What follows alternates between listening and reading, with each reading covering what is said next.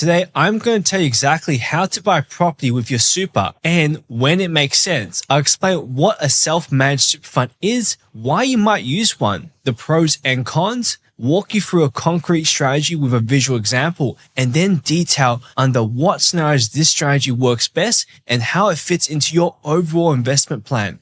So let's dive into it. First off, what is a self-managed super fund? Well, a self-managed super fund is a retirement savings account where you're in complete control. Instead of handing your investment decisions to a retail fund, you choose exactly where your money goes, whether that's property, shares, or even crypto. The big win here is that the money inside your super is taxed at just 15% during the accumulation phase and potentially 0% in retirement. Compare that to up to 45% on your personal income. It's a no-brainer. So why would you use the self-managed super fund to buy property though? Well, there are three main key benefits. The first one, the tax benefit. Your investment income and capital gains are taxed at much lower rates than your personal income. The second one is the extra borrowing capacity you get. Your self-managed super fund is treated as a separate financial entity. Lenders might give you up to 9 times your annual super contribution plus the rental income, which can dramatically boost your borrowing power. Third reason is wealth building strategy. This method helps you build wealth for retirement by leveraging both the tax advantages and additional borrowing capacity. However, there are some challenges. Self-managed super fund loans come with an interest rate that are about 1 to 1.5% higher than standard investment loans. You also need a significant deposit, usually 20% for residential properties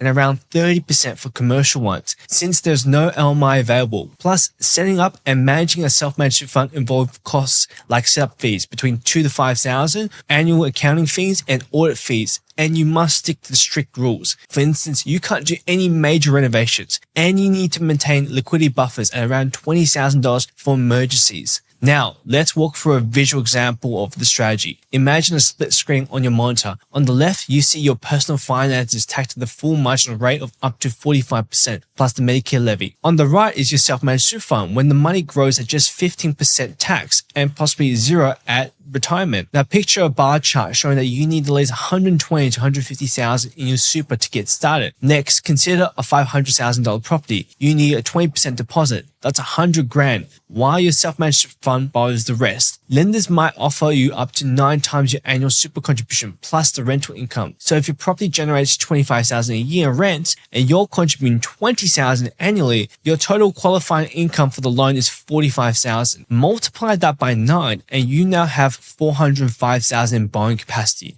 That extra power can make a huge difference. Now let's look at the tax benefits side by side. In your personal name, rental income is offset against your high tax bracket, limiting your benefits. While on the other hand, with your self-managed super fund, even if the property is negative geared at first, you only pay 15% tax on the contribution. When it turns profitable, you only pay 15% on the profits, or even 0% in retirement. That's a massive long-term saving. Now here's the step-by-step process. First, you need to check if you have $120,000 to $150,000 in your super. Next, you need to speak with a mortgage broker experienced in self-managed super fund lending.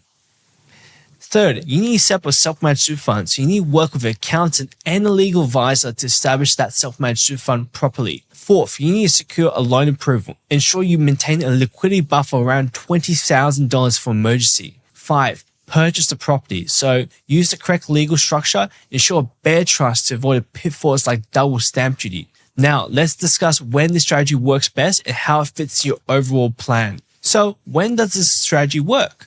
Well, this self-managed fund property strategy is the best suited for serious long-term investors. Here's what to consider. Core investor versus supplementary. If you're an experienced property investor with a diverse portfolio, using your self-managed super fund to buy property can be your main wealth building strategy. It can serve as the engine driving your retirement growth through tax advantages and enhanced borrowing capacity. If you're new to property investing, or if the property is only part of a broader strategy, it might be best to be used as a supplementary tool. This way, you diversify your investments without overexposing yourself to the complexities of managing a self-managed super fund. Secondly, it's a long-term commitment. This strategy is for those who are in it for the long haul. You need to be comfortable with additional admin, longer settlement periods, typically 8 to 12 weeks versus 4 to 6 weeks for standard purchase, and the discipline of a strict self-managed super fund compliance. You need to have solid financial foundations, both in your super and overall assets, because the risks, higher interest rates, significant deposit requirements,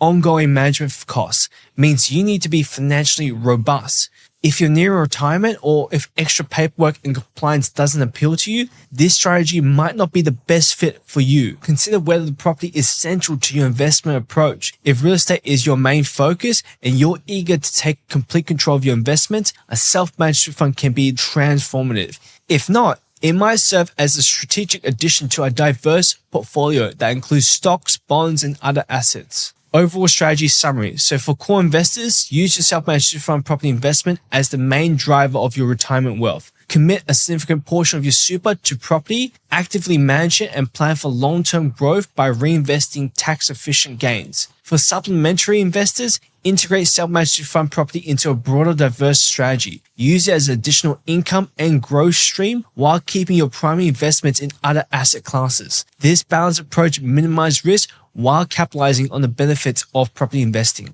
Ultimately, whether this strategy becomes your core or supplementary is dependent on your financial situation, risk tolerance, and long-term goals. It's a powerful tool, but it requires commitment, discipline, and professional guidance to execute correctly. Now, if you're ready to explore this strategy further and see how it works for you, I invite you to book a one-to-one strategy call with me, Wilson. Let's sit down, dive into your numbers, and tailor a plan that suits your unique situation. Thanks for watching. If you found this breakdown clear and actionable, hit that subscribe button and check out my other videos on smart property investing.